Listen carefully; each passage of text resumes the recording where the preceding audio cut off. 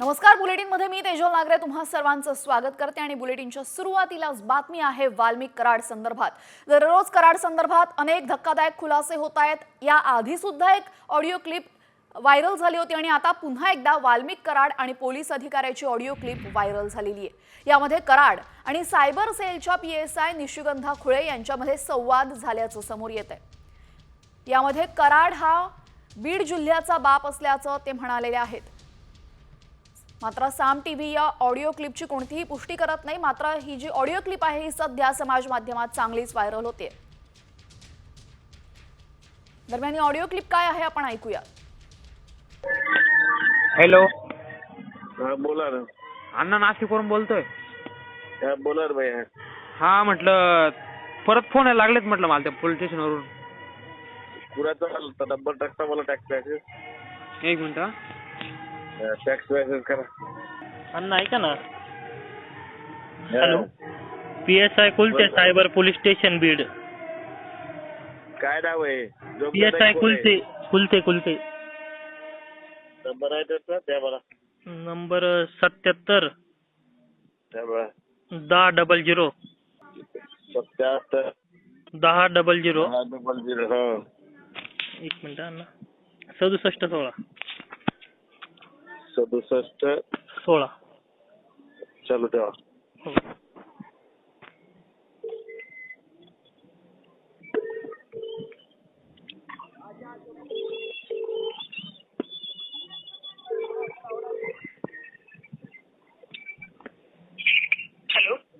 हा ताई वाल्मिक कराड बोलतो। हा बोला ना।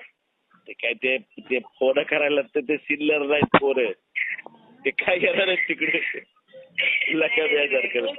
पोस्ट डिलीट केलं की बस झालं ना अण्णा, दुसरं काय पाहिजे? ठीक आहे भैया, पोस्ट डिलीट करून टाका। हो अण्णा। पोस्ट काय होतं माहिती का, वातावरण खराब होते, सगळ्यालाच फोन चालू आहे आपले। ताई ते त्यांनी सुरुवात केली आधी ताई आम्ही शांत होतो कुणाविषयी आरेला कारण नाही फोन जातो 1-2 दिवस अजून चालला असेल जरा सुचण्यात आम्हाला, पण बाकी त्यांचा फोन वगैरे जाईल। चालतंय ते। ठीक आहे चालेल। हॅलो हॅलो, इग्नोर करायचं नाही, एवढं काय मनावर घ्यायचं नाही। इथं बाप बसलेले आहेत, आपण काय बोलायला अण्णा तुम्ही म्हणूनच दम धरेल आम्ही। द्यायचे नेमकं द्यायला लागलं ते म्हणून वापस तुम्हाला कॉल केला। सोडून द्यायचे। तुमच्या समोर बोललो ना स्पीकर ऑन करून। हा बोलेल ते। हो चालेल।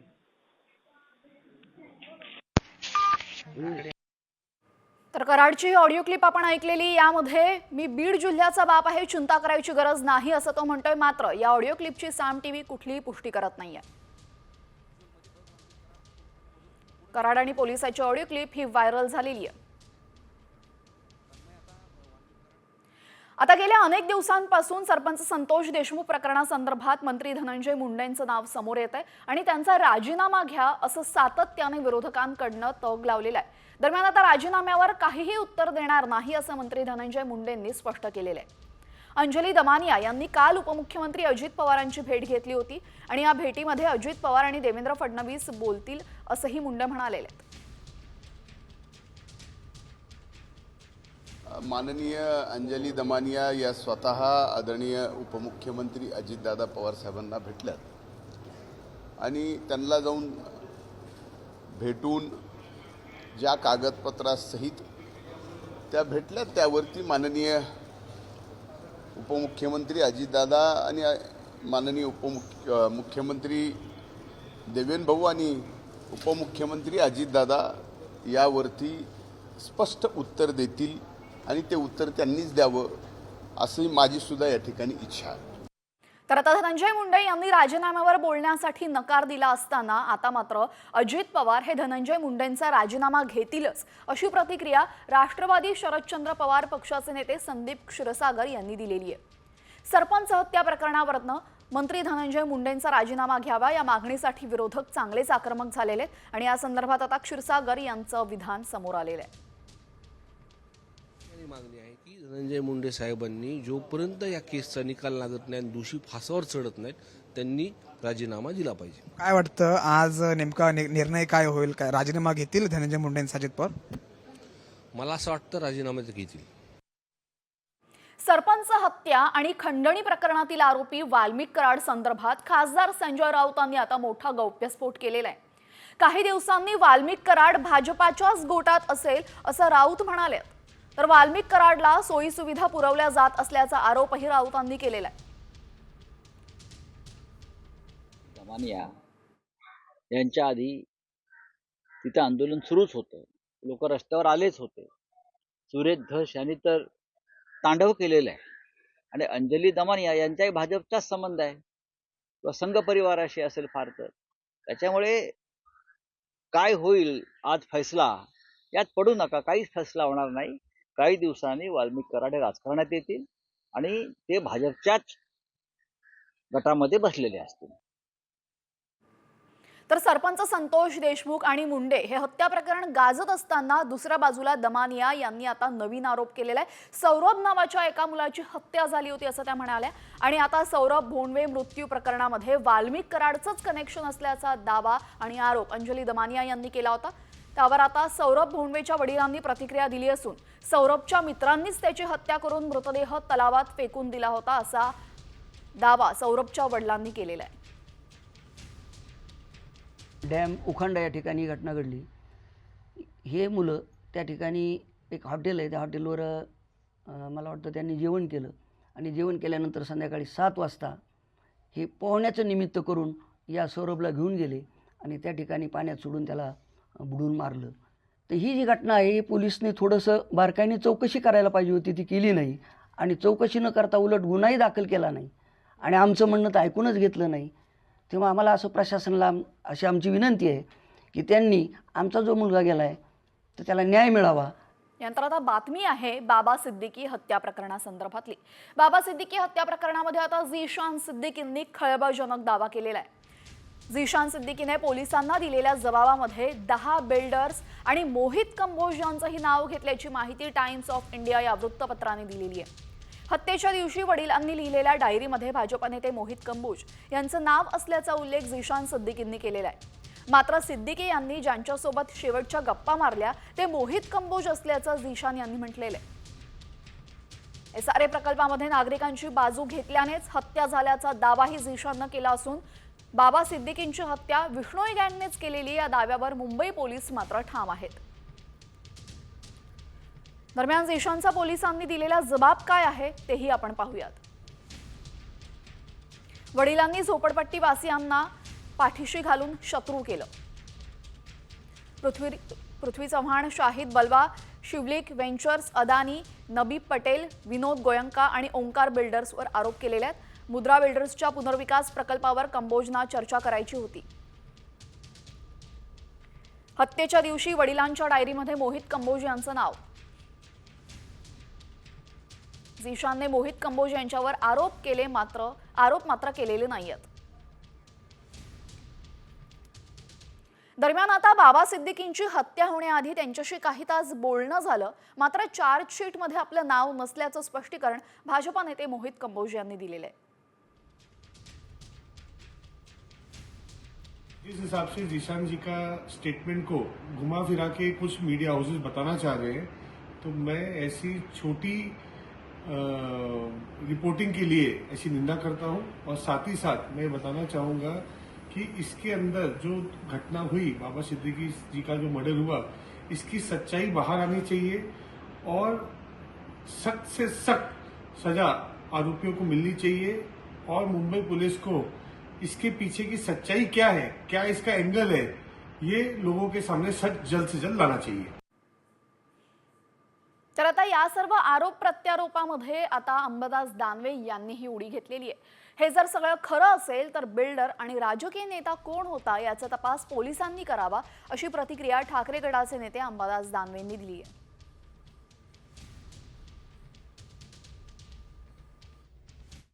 तपास चुकीच्या दिशेने जातोय अशा पद्धतीनं भूमिका झीशान सिद्दीकी यांनी 1-2 महिन्यापूर्वी माझी ज्यावेळेस भेट झाली होती त्यावेळेस व्यक्त केली होती. आणि आता तुम्ही नवीन सांगताय, मी कोणावर आरोप करणार नाही, पण तो असं कोणाकडे जर बोट जात असेल तर मला वाटतं सरकारने याच्यामध्ये पुन्हा एकदा नव्यानं तपास करण्याची आवश्यकता आहे. बातमी आहे मंत्रिमंडळ बैठकीसंदर्भात. आज मंत्रिमंडळाची बैठक झाली आणि जीबी सिंड्रोमचा आढावा या मंत्रिमंडळ बैठकीत घेण्यात आलेला आहे. शासकीय रुग्णालयामध्ये उपचाराची व्यवस्था करा असे निर्देश मुख्यमंत्री फडणवीसांनी प्रशासनाला दिलेले आहेत. पुण्यामध्ये दररोज जीबीएस सिंड्रोमचे रुग्ण वाढतायत आणि याच संदर्भात आढावा आज मंत्रिमंडळ बैठकीत घेण्यात आला. जीबी सिंड्रोम हा जो काही नवीन एक आजार आहे, या आजाराबद्दल आणि त्यातल्या त्यात विशेषतः पुणे शहरामध्ये त्याचे पेशंट्स वाढले, त्यामुळे साहजिकच आज कॅबिनेटमध्ये सुद्धा त्याच्यावरती चर्चा झाली आणि त्याची वस्तुस्थिती नागरिकांच्यापर्यंत पोहोचणं आणि जी आवश्यक आहे ती काळजी सर्वांनीच घेणं या उद्देशानं खरं म्हणजे कॅबिनेटमध्ये सुद्धा अतिशय चांगल्या पद्धतीची सविस्तर सेक्रेटरी महोदयांनी कॅबिनेटला अतिशय चांगल्या पद्धतीनं या सर्व विषयाची माहिती दिली. त्यामध्ये मुख्यतः रुग्ण हे खडकवासला क्षेत्रातल्या 5 किलोमीटर परिसरातले आहेत. खडकवासला भागातल्या नांदेड गाव जे आहे त्या विहिरीतून जो पाणी पुरवठा होतोय त्या भागामध्ये मुख्यतः केसेस असल्याचं दिसून आलेलं आहे. राज्यभरामध्ये जीबी सिंड्रोमनं थैमान घातलेलं आहे आणि राज्यामध्ये जीबी सिंड्रोमच्या रुग्णांची संख्या 121 वर गेलेली आहे. पुण्यात 111 रुग्ण आढळले असून नागपुरामध्ये 6, कोल्हापुरात 2 रुग्णांची संख्या, तर सोलापुरात एका मुलाचा मृत्यू झालेला आहे जीबी सिंड्रोममुळे. पुण्यामध्ये 111 रुग्ण, त्यापैकी 17 रुग्ण व्हेंटिलेटरवर आहेत. नागपूरमध्ये 6 रुग्ण सापडलेत, 1 व्हेंटिलेटरवर, 1 आयसीयू मध्ये. कोल्हापुरात 2 रुग्ण, सोलापूरमध्ये 2 संशयित रुग्ण.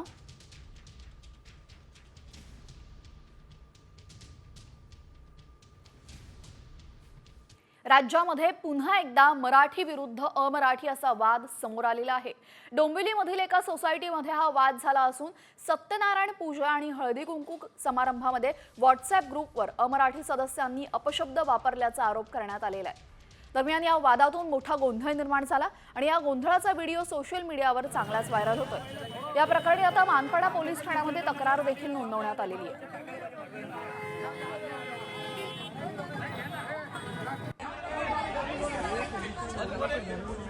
व्हॉट्सअप ग्रुपवरती त्यांनी सत्यनारायण पूजेच्या संदर्भामध्ये अभाष्य केलं आणि वरतून सर्व महिलांना बाहेर येऊन दम देऊन विचारलं की तुम्ही हे सगळं कोणाला विचारून केलं, तुम्ही आम्हाला विचारलं का, न विचारता कसं काय केलं. आणि याच्यावरनं ते वाढत गेलं. सगळ्या महिला एकत्र आल्या. त्यावेळी त्यांनी मराठी भाषिकांना अतिशय अश्लील भाषेमध्ये शिवेगाळी केली. भट नावाचे इसम त्या सोसायटीमध्ये राहतात. त्यांनी व्हॉट्सअप ग्रुपवर विरोध दर्शवला आणि तुम्ही नास्तिक आहात असे शब्द वापरले. त्यामुळे त्यांच्यात वाद झाला. चिराग लालन हा पण इसम त्या सोसायटीमध्ये राहतो, तो पण तेथे आला आणि त्यांनी थोडे मराठी माणसाबद्दल अपशब्द वापरले असं महिलांची तक्रार आल्याने पोलिसांनी तत्काळ त्या ठिकाणी जाऊन शांतता राखण्याची सर्वांना समज दिली. सदर ठिकाणी शांतता झाली आणि त्यांच्या तक्रारीनुसार मानपाडा पोलीस ठाणे येथे गुन्हा दाखल करण्यात आला. पुढील कारवाई चालू आहे. तर डोंबिवलीमध्ये ही घटना घडलेली असताना कल्याणमध्ये सुद्धा अशाच प्रकारची घटना घडलेली आहे. कल्याणमध्ये अमराठी माणसानं मराठी माणसावर दादागिरीची एक घटना समोर आलेली आहे. सुयश तिवारी नावाच्या अमराठी तरुणानं एका मराठी विद्यार्थ्याच्या अंगावर गाडी घालून त्याला मारण्याचा प्रयत्न केला. सुयश तिवारीच्या दादागिरीचा संपूर्ण प्रकार सीसीटीव्हीत कैद झाला असून गाडी अंगावर घालण्याचा प्रयत्न फसल्यानंतर सुयश तिवारीने त्या मराठी विद्यार्थ्याला मारहाण करत त्याचं अपहरण करण्याचाही प्रयत्न केला. दरम्यान आता मुलाला मारहाण करणाऱ्यावर कठोर कारवाई करावी अशी मागणी त्याच्या पालकांनी केलेली आहे.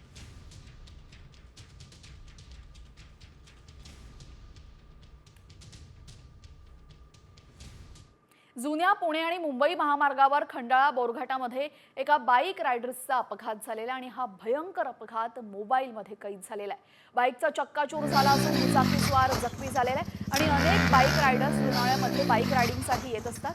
मात्र अनेक स्टंटबाजी करतात, त्यामुळे अपघाताचा प्रमाण इथं वाढलेला आहे.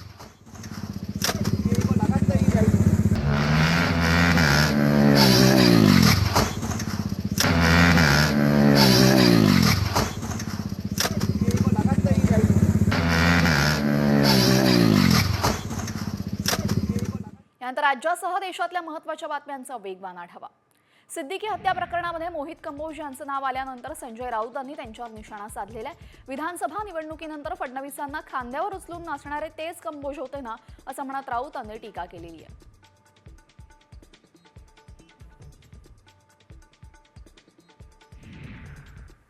पालघरमध्ये जमिनीच्या वादातून 2 गटांमध्ये तुंबळ हाणामारी झालेली आहे. नागझरी गावामध्ये झालेल्या राड्यात महिलांना सुद्धा मारहाण करण्यात आली. लोखंडी रॉडने केलेल्या मारहाणीमध्ये 3 महिला जखमी झाल्या असून त्यांच्यावर रुग्णालयामध्ये उपचार सुरू आहे आणि या प्रकरणी पोलीस स्टेशनमध्ये आता तक्रार दाखल झालेली आहे.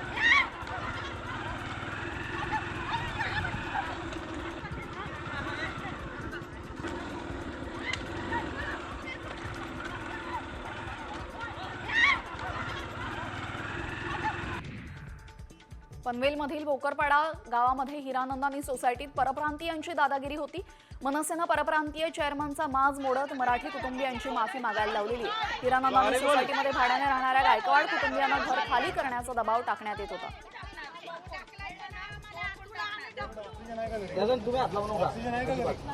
आता दाखवू नको. उत्तर प्रदेशातील बागपतमध्ये मोठी दुर्घटना घडलेली आहे. भगवान आदिनाथांच्या निर्वाण लाडू उत्सवाच्या कार्यक्रमासाठी बांधण्यात आलेला लाकडी स्टेज कोसळला. या दुर्घटनेमध्ये 7 भाविकांचा मृत्यू झाला तर 80 जण जखमी झालेले आहेत.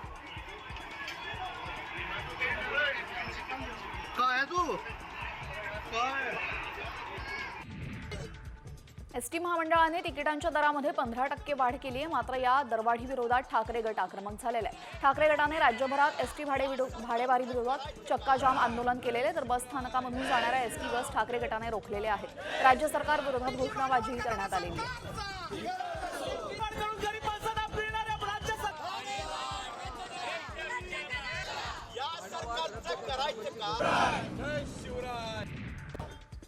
सैफ अली खानवरील हल्ला प्रकरणामध्ये पोलिसांनी बंगालमधील एका महिलेला अटक केल्याची माहिती मिळते.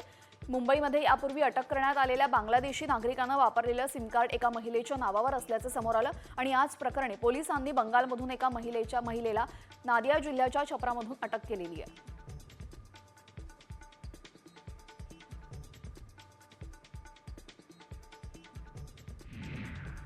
मंत्रिमंडळ बैठकीमध्ये जीबी सिंड्रोमचा आढावा घेण्यात आला. शासकीय रुग्णालयामध्ये उपचाराची व्यवस्था करा असे निर्देश मुख्यमंत्री फडणवीसांनी प्रशासनाला दिलेले आहेत.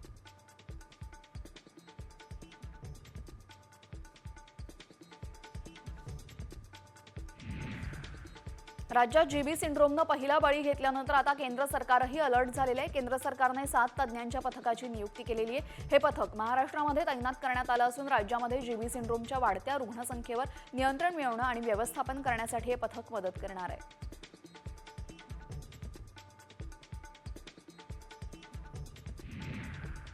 सोलापुरात जीबी सिंड्रोमचे आणखी 2 संशयित रुग्ण आढळलेले आहेत. रुग्णांचे सॅम्पल महापालिकेच्या आरोग्य विभागानं तपासणीसाठी पाठवले असून दरम्यान याआधी सोलापुरात जीबी सिंड्रोमनं एका सीए तरुणाचा मृत्यू झाला. त्यानंतर प्रशासन देखील आता अलर्ट झालेलं आहे.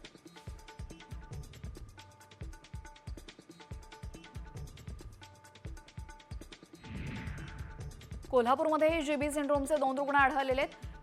कोगनगोळी इथं 60 वर्षांच्या वृद्धाला आणि हुपरी इथं 6 वर्षाच्या बाळाला लागण झालेली आहे. तर सीआरपी रुग्णालयामध्ये महिन्याला 5 ते 6 जीबीएसचे रुग्ण दाखल होऊन ठणठणीत बरे होत असल्याचा दावा सीपीआर प्रशासनानं केलेला आहे.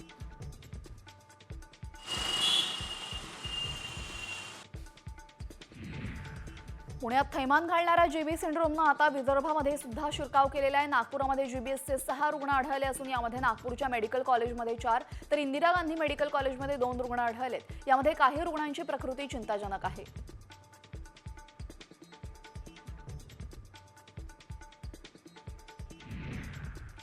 जीबी सिंड्रोमनं राज्याचं टेन्शन वाढवलेलं आहे. पुण्यामध्ये जीबी सिंड्रोमच्या रुग्णांची संख्या वाढून आता 111 वर गेलेली आहे तर 17 रुग्ण व्हेंटिलेटरवर आहेत.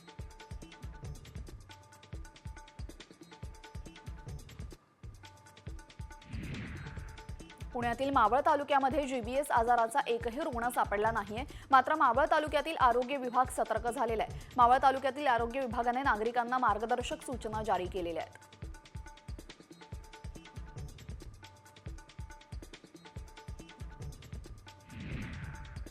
जीबी सिंड्रोम फैलाव रोखण्यासाठी नांदेड प्रशासन सज्ज झालं असून नागरिकांनी घाबरून जाऊ नये असं आरोग्य राज्यमंत्री मेघना बोर्डीकर यांनी म्हटलेलं आहे. नागरिकांनी पाणी उकळून प्यावं आणि स्वतःची स्वच्छता राखावी अशी माहिती बोर्डीकरांनी दिलेली आहे.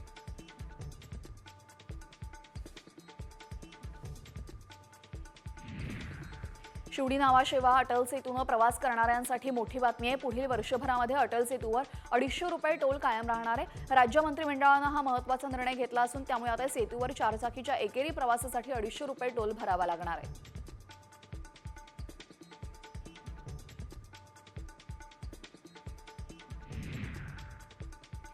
नवी मुंबई आंतरराष्ट्रीय विमानतळाचे 17 एप्रिल रोजी उद्घाटन होणार आहे. मे महिन्यामध्ये देशांतर्गत सेवा आणि जुलैमध्ये आंतरराष्ट्रीय उड्डाणे सुरू होतील. दरम्यान 150 उड्डाणे मुंबई विमानतळावरनं तर नवी मुंबई विमानतळावरनं स्थलांतरित केली जाणार आहेत. त्यानंतर मुंबई विमानतळाचं एक टर्मिनल पुनर्बांधणीसाठी बंद करण्यात येणार आहे.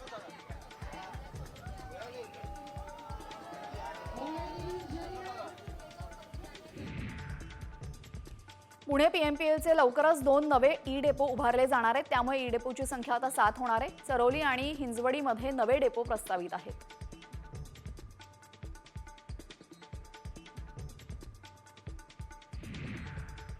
पोलीस भरतीची तयारी करण्यासाठी आता आनंदाची बातमी आहे. राज्यभरामध्ये फेब्रुवारीनंतर पोलिसांची 10,000 पदं भरली जाणार आहेत. राज्याची वाढती लोकसंख्या आणि गुन्ह्यांचे वाढलेले प्रमाण पाहता कर्मचाऱ्यांवर गुन्ह्यांच्या तपासाचं ओझं वाढलेलं आहे आणि त्याचमुळे पोलीस भरतीचं नियोजन आता करण्यात आलेलं आहे.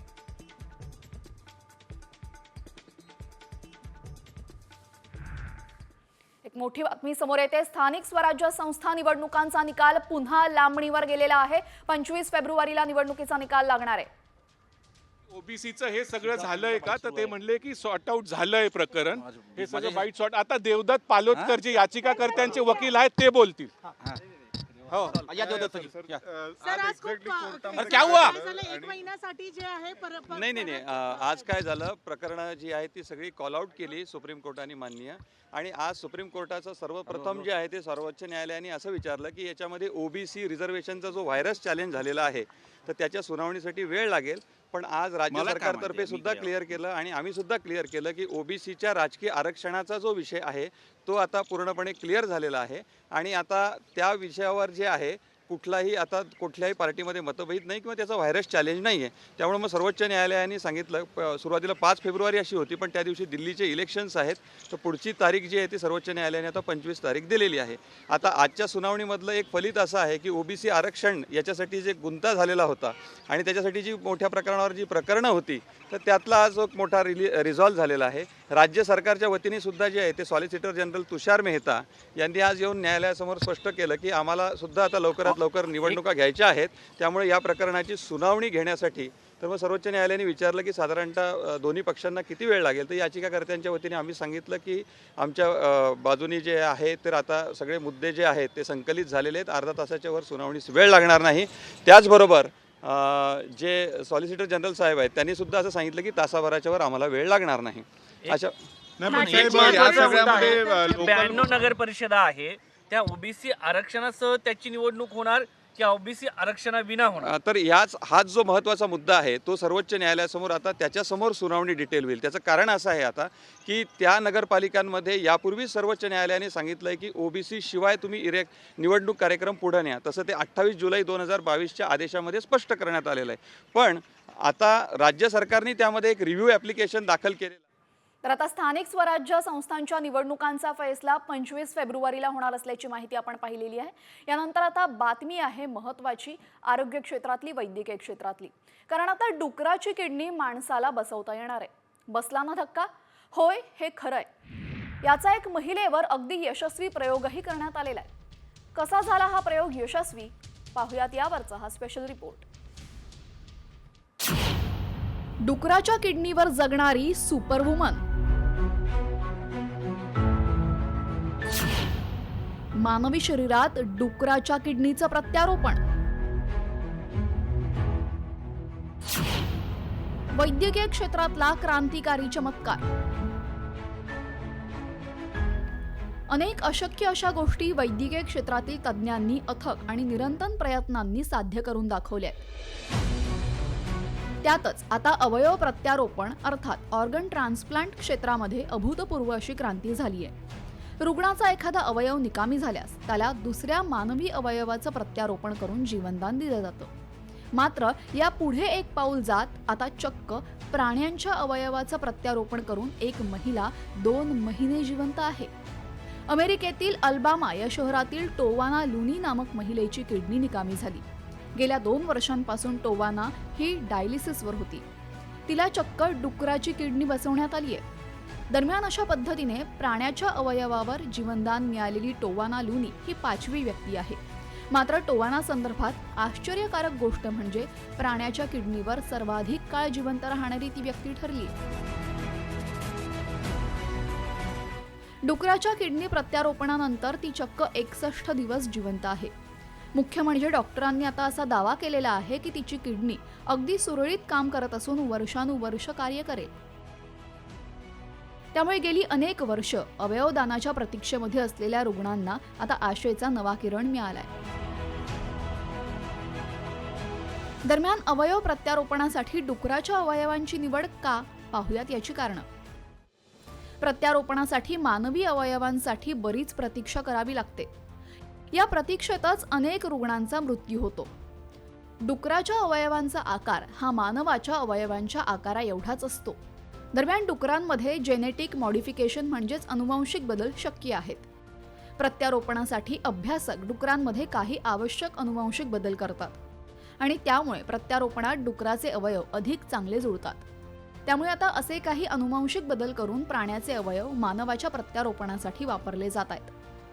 टोवाना लुनी हिने डुकराच्या किडनीवर 61 दिवस जिवंत राहत एक मोठा विक्रम केलेला आहे आणि अनेक रुग्णांच्या आयुष्यात आशेचा किरण आणलेला आहे. ब्युरो रिपोर्ट, साम टीव्ही. आता बातमी आहे धनंजय मुंडे संदर्भात. धनंजय मुंडेंच्या राजीनाम्यासाठी आता अंजली दमानिया आक्रमक झालेल्या आहेत. त्यांनी आक्रमक भूमिका घेतलेली आहे. जर धनंजय मुंडेंचा आज राजीनामा घेतला नाही तर मुख्यमंत्री आणि उपमुख्यमंत्री आणि डीजी अशा सर्वांना पार्टी बनवून त्यांच्या विरोधामध्ये न्यायालयात पीएल दाखल करणार असा इशारा दमानिया यांनी दिलेला आहे. दरम्यान याच संदर्भात अंजली दमानिया यांच्याशी संवाद साधलेले आमचे प्रतिनिधी संजय गड्डे यांनी पाहूयात.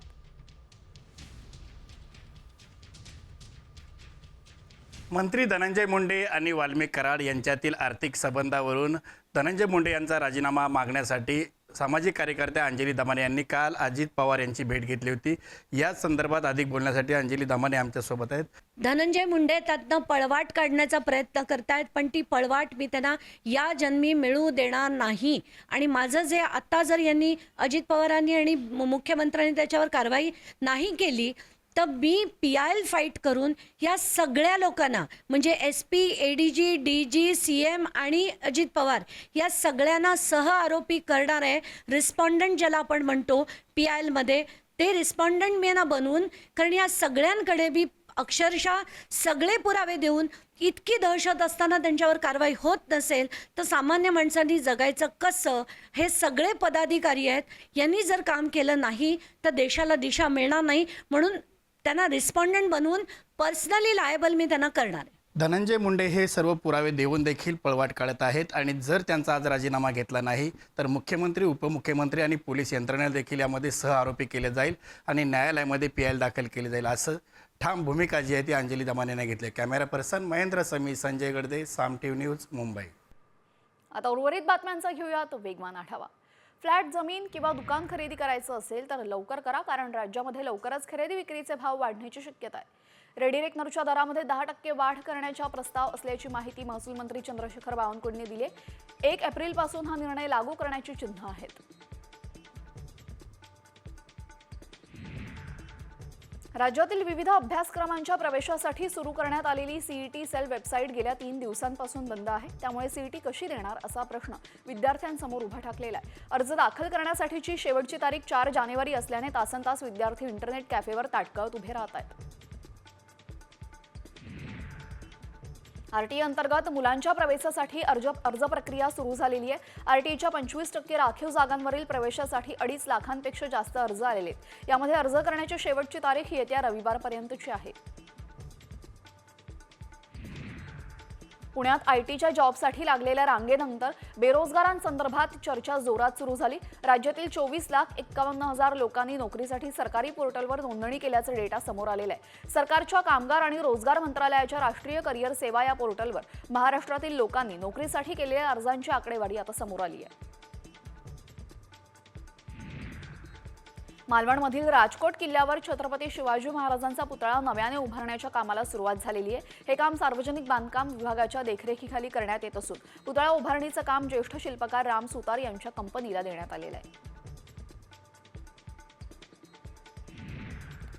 कैलास मानसरोवर यात्रा पुन्हा सुरू होणार आहे. परराष्ट्र मंत्रालयाने ही माहिती दिली असून भारत आणि चीनमधील तणाव निवळून आता संवाद वाढू लागल्याचं चित्र दिसतंय. कैलास मानसरोवर यात्रा आणि उभय देशांची थेट विमान सेवा पुन्हा सुरू करण्याचा निर्णय भारत आणि चीनने घेतलेला आहे.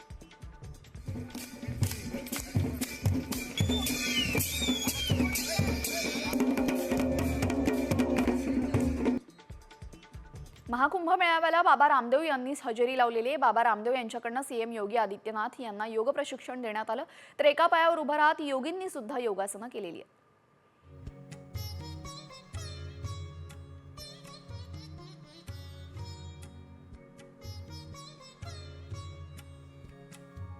रॉक बँड कोल्डप्लेचे सहसंस्थापक आणि गायक ख्रिस मार्टिन प्रयागराजमध्ये कुंभमेळ्यासाठी दाखल झाले.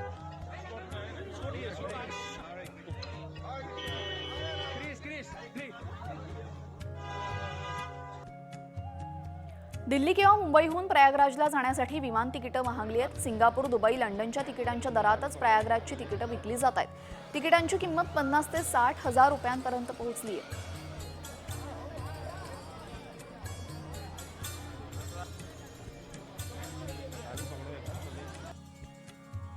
प्रयागराजमधील कुंभस्नान तिथीमुळे नाशिकच्या रामकुंडात पाणी सोडण्याची मागणी पुरोहित संघानं केली. बुधवारी मौन अमावस्येनिमित्त रामकुंडावर सुद्धा स्नान करणाऱ्यांची भाविकांची मोठी गर्दी होण्याची शक्यता आहे. जलसंपदा विभागाशी आढावा घेऊन जिल्हा प्रशासन यासंदर्भात आता निर्णय घेणार आहे.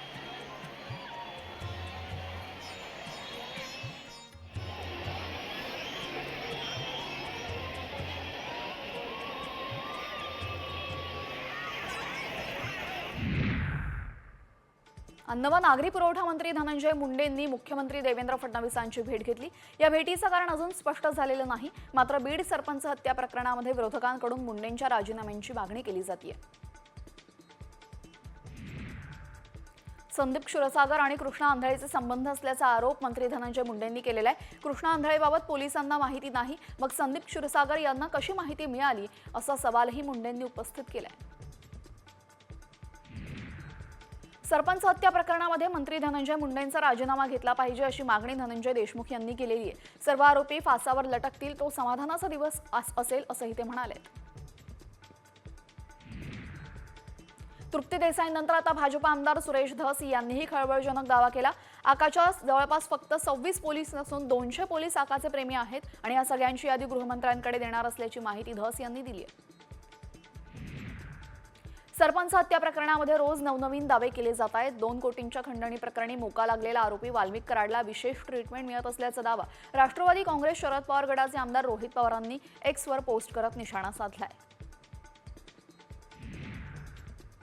राज्यामध्ये पालकमंत्रीपदाचं वाटप झाल्यानंतर नेत्यांमध्ये नाराजी नाट्य पाहायला मिळालं. पालकमंत्रीपदाची यादी जाहीर करतानाच त्यामध्ये 2 जिल्ह्यांच्या पालकमंत्रीपदाला स्थगिती देण्यात आलेली आहे. आता नाशिक आणि रायगडला सहपालकमंत्री मिळणार अशी माहिती मिळते, तर देवेंद्र फडणवीस, एकनाथ शिंदे आणि अजित पवारांमध्ये सकारात्मक चर्चा झाल्याची माहिती सूत्रांनी दिली आहे. रायगडच्या पालकमंत्रीपदाच्या वादावर भाजप नेते प्रवीण दरेकरांनी प्रतिक्रिया दिलेली आहे. पालकमंत्रीपद म्हणजे आमच्या जीवन मरणाचा प्रश्न नाही. महाराष्ट्रातील जनतेने महाराष्ट्राच्या विकासासाठी महायुतीला मोठा जनाधार दिलेला आहे असं दरेकरांनी म्हटलेलं आहे.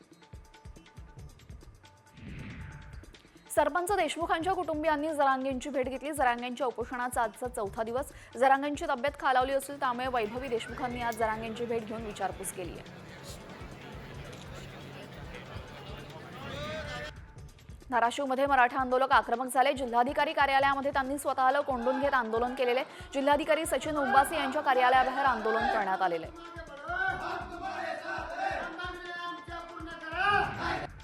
जरांगेंच्या आंदोलनाला पाठिंबा देण्यासाठी सिल्लोडच्या धानोरामध्ये मराठी तरुणांनी 200 फूट उंच मोबाईल टॉवरवर चढून आंदोलन केलेले. जरांगे 25 जानेवारीपासून उपोषणाला बसलेले आणि त्यांची प्रकृती खालावली असून त्यामुळे त्यांच्या मागण्या सरकारनं मान्य कराव्यात अशी मागणी यावेळेस करण्यात आलेली. सांगोलेचे माजी आमदार शहाजीबापू पाटलांनी मित्रपक्षावरच मोठा आरोप केलेला आहे. माझा पराभव करण्यासाठी मुंबईपासून सांगोल्यापर्यंत सर्वांनीच प्रयत्न केला असा अप्रत्यक्ष आरोप शहाजीबापू पाटलांनी केलेला आहे आणि माझा पराभव झाल्याने अनेकांना आसुरी आनंद झाल्याचं पाटलांनी म्हटलेलं आहे. कॅबिनेट बैठकीआधी एकनाथ शिंदेंनी आपल्या मंत्र्यांसोबत बैठक घेतली. शिवसेनेचे सर्व मंत्री या बैठकीसाठी उपस्थित होते. कॅबिनेटमध्ये कुठले विषय मांडायचे यावर या बैठकीमध्ये चर्चा झालेली आहे. पुण्यामध्ये ठाकरे गटाला मोठं खिंडार पडलेले. पुण्यातील ठाकरे गटाचे विभाग प्रमुख, शाखा प्रमुख आणि पदाधिकारी आज शिंदे गटामध्ये प्रवेश करणार आहेत. महापालिका निवडणुकीच्या तोंडावर उद्धव ठाकरेंना मोठा धक्का मानला जातो. अहिल्यानगर शहरासह जिल्ह्यातील ठाकरे सेनेचे माजी नगरसेवक आणि जिल्हा परिषद सदस्य लवकरच शिंदे सेनेमध्ये प्रवेश करणार आहेत. विरोधी पक्षनेते अंबादास दानवेंकडनं या नेत्यांच्या मनधरणीचा प्रयत्न सुरू झालेला आहे. मात्र संजय राऊतांच्या कार्यपद्धतीला कंटाळून पदाधिकाऱ्यांनी हा निर्णय घेतल्याचं कळतंय. माढ्यातून प्रथमच निवडून आलेले शरद पवार गटाचे आमदार अभिजित पाटील आता ॲक्शन मोडवर आलेले. मतदारसंघातील लोकांच्या अडीअडचणी सोडवण्यासाठी दर सोमवारी जनता दरबार घेण्याचा त्यांनी निर्णय घेतला असून पहिल्याच जनता दरबारामध्ये नागरिकांचा मोठा प्रतिसाद पाहायला मिळाला. पालघरमधील अशोक दोडी अपहरण प्रकरणामध्ये पोलीस आता ॲक्शन मोडमध्ये आलेले आहेत. घोलवड पोलीस ठाण्यामध्ये अपहरणाचा गुन्हा दाखल झाला असून 40 पोलिसांच्या पथकांद्वारे दोडींचा शोध घेतला जातोय. दरम्यान दोडी शिंदे गटाचे डहाणू विधानसभा समन्वयक राहिले असून 7 दिवसांपासून ते गायब आहेत. काल एका चिमुकल्याने आपल्या आईच्या ऑपरेशन संदर्भात उपमुख्यमंत्री अजित पवारांची भेट घेत मदत मागितली होती. अजित पवारांनी तत्परतेने या चिमुकल्याला मदत केली. या पाठोपाठ आता आमदार रोहित पवारांनी सुद्धा मदतीचा हात दिलेला आहे. व्हिडिओ कॉलद्वारे मुलाच्या आईच्या तब्येतीची चौकशी करत मदतीचं आश्वासन दिलेलं आहे.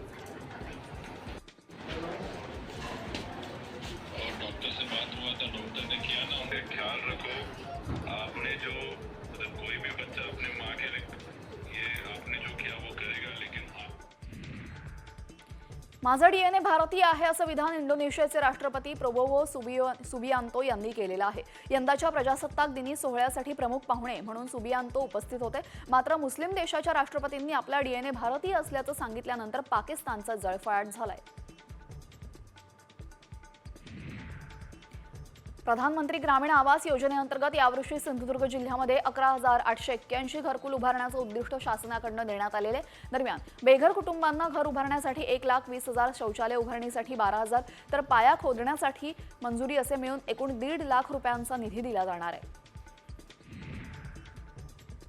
राज्यातील सोयाबीन हमीभाव खरेदीसाठी सरकारने दिलेली 31 जानेवारीची डेडलाईन जवळ येते. त्यामुळे लातूरमध्ये सोयाबीन विक्री करण्यासाठी 8 दिवसांपासून शेतकरी रांगेत उभे आहेत. वाहनांच्या रांगा या 2 ते 3 किलोमीटरपर्यंत लागल्याचं पाहायला मिळतंय. त्यामुळे हमीभाव खरेदी केंद्राची तारीख वाढवून मिळावी अशी मागणी आता शेतकऱ्यांकडून होतीये. राज्यात गत आर्थिक वर्षामध्ये 1,71,00,000 लिटरचं दैनंदिन विक्रमी दूध संकलन झालेलं आहे. सलग 2 वर्ष झालेल्या दमदार पाऊस आणि चारा पाण्याची चांगली उपलब्धता त्यामुळे सहकारी आणि खासगी दूध संघाकडून स्पर्धात्मक दराने दूध खरेदी आणि सरकारी अनुदानामुळे हे आजवरचं सर्वाधिक दूध संकलन झालेलं आहे. पुणे विभागातील ऊस गाळप हंगामाने जोर पकडला असून सरासरी 8.8% उतारानुसार आतापर्यंत 102 लाख क्विंटल उत्पादन झालेले आहे. सहकारी आणि खासगी अशा 31 साखर कारखान्यांचं पूर्ण क्षमतेनं गाळप सुरू आहे आणि यावर्षी गाळप हंगाम 130 ते 140 दिवस सुरू राहणं अपेक्षित आहे. यवतमाळच्या आर्णी इथे पोलीस स्टेशन बांधकामासाठी बेमुदत उपोषण करण्यात आलेले आहे. तहसीलदारांनी वरिष्ठांना खोटा अहवाल सादर करून दिशाभूल केल्याचं प्रकरण 2 वर्षे प्रलंबित आहे आणि या अधिकाऱ्यावर कारवाई व्हावी यासाठी उपोषण करण्यात येत आहे. रस्त्यावरील विद्युत खांब बाजूला करण्यासाठी शेतकऱ्यांना सुरू केलेले आंदोलन अखेर मागे घेतलेले. अमरावतीच्या सोंद्री गावामध्ये चक्क विद्युत खांबावर बसून शेतकऱ्यांना अनोखं उपोषण केलं होतं. विद्युत खांब हलवण्याचं आश्वासन दिल्यानंतर या शेतकऱ्याने आंदोलन मागे घेतलेलं आहे.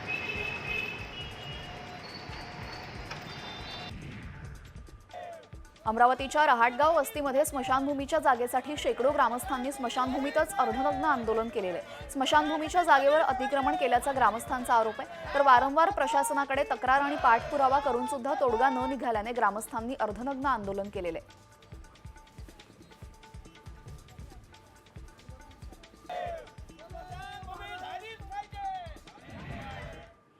आज राज्य मंत्रिमंडळाची बैठक झाली आणि या बैठकीमध्ये नाशिक आणि रायगड पालकमंत्री पदासंदर्भात चर्चा झाल्याची माहिती समोर येते.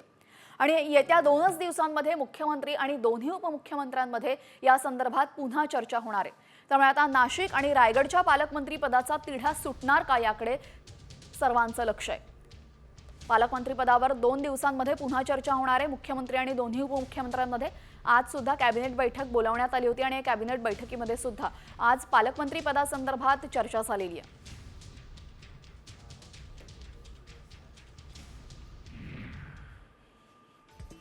धाराशिवच्या भूम तालुक्यामध्ये माणकेश्वर इथल्या ऐतिहासिक महादेव मंदिर आणि लक्ष्मी आई मंदिरादरम्यान संरक्षक भिंत बांधली गेलेली आहे. त्यामुळे भाविकांना त्रास होत असल्याने भिंत हटवून गेट बांधण्याची मागणी केली जाते. या मागणीसाठी आता अंधारे महाराज यांनी आमरण उपोषण सुरू केलेलं आहे.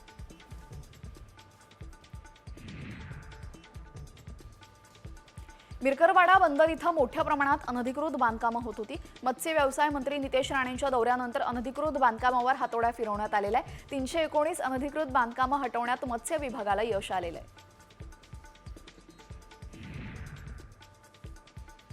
मुंबई गोवा महामार्गावर वाहतूक कोंडीची समस्या नेहमीचीच झालेली आहे आणि ही वाहतूक कोंडी दूर करण्यासाठी माणगाव नगर पंचायतीने पुढाकार घेतलेला आहे. रस्त्यावर आलेल्या अनधिकृत बांधकामांवर कारवाई केली तर माणगाव शहरातील रस्त्यांच्या लगत असलेल्या अनधिकृत बांधकामावर ही कारवाई करण्यात आली आहे.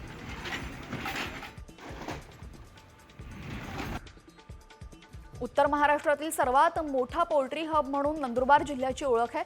नांदेड इथं बर्ड फ्लू असल्याचं समोर आल्यानंतर नंदुरबार जिल्ह्यामध्ये प्रशासन सतर्क झालेलं आहे. जिल्ह्यामध्ये पशुसंवर्धन विभागाच्या अधिकाऱ्यांनी भेटी देऊन तपासणी केली असून नियमित तपासणी आता केली जाते.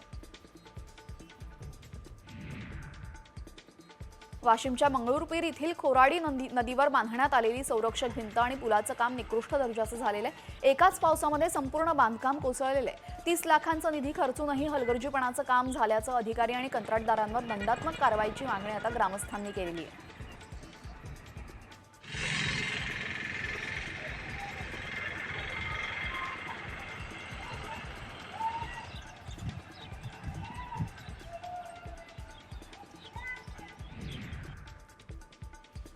येवल्यातील भिंगारे इथले शेतकरी रावसाहेब गाडे यांच्या शेतातील विहिरीमध्ये बिबट्या पडला होता.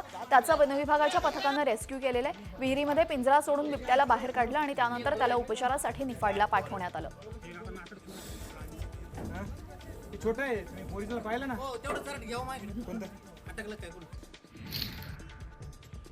धुळे तालुक्यामधील कुंडाणे इथं एका अज्ञात चोरट्याने 2 गायींची वासरं चोरून नेलेली आहेत. गायीचं वासरू चोरी करत असताना या चोरट्याच्या सर्व हालचाली सीसीटीव्हीत कैद झाल्या असून या प्रकरणी पोलिसात तक्रार देण्यात आलेली आहे. चोरट्याचा शोध घेण्याची मागणी संबंधितांकडून होती.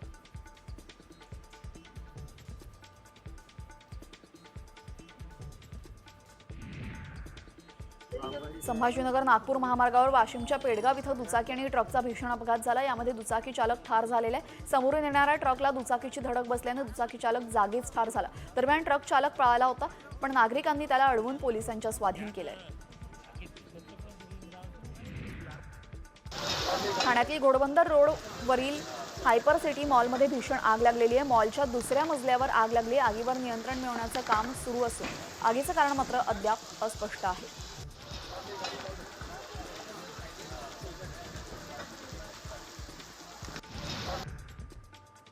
बीडच्या अंबाजोगाई शहरातील सिद्धार्थनगरमध्ये विद्युत वाहन पोलवर अग्नितांडव पाहायला मिळाले. आज पहाटे 5 वाजता ही घटना घडली. महावितरणाचे अभियंता कराड यांनी तत्परता दाखवत विद्युत पुरवठा तात्काळ खंडित केल्याने मोठा अनर्थ टळलाय.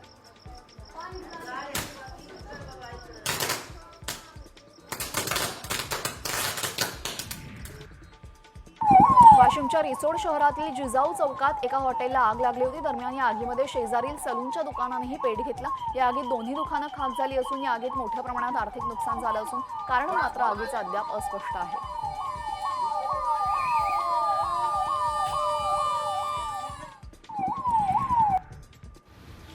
नागपुरात 17 वर्षीय मुलीने स्वतःचा गळा चिरून आत्महत्या केलेली आहे. धंतोली पोलीस स्टेशनच्या हद्दीतील ही घटना असून गेम टास्कमुळे तिने हे पाऊल उचलल्याचा संशय व्यक्त होतोय. ती सतत ऑनलाईन गेम खेळत होती. तसंच डेथ या शब्दाला गुगलवर सर्च करत असल्याची माहिती समोर आलेली आहे. धाराशिवच्या तुळजापूरमध्ये बाभळगावामध्ये पुलाखाली 3 जणांचे मृतदेह सापडले होते. या तिघांचाही मृत्यू पुलाला संरक्षण भिंत नसल्याने दुचाकीवरून पाण्यात पडल्याची माहिती समोर आली आहे. मृतदेह बाहेर काढून त्यांची ओळख पटवण्यात पोलिसांना यश आलंय.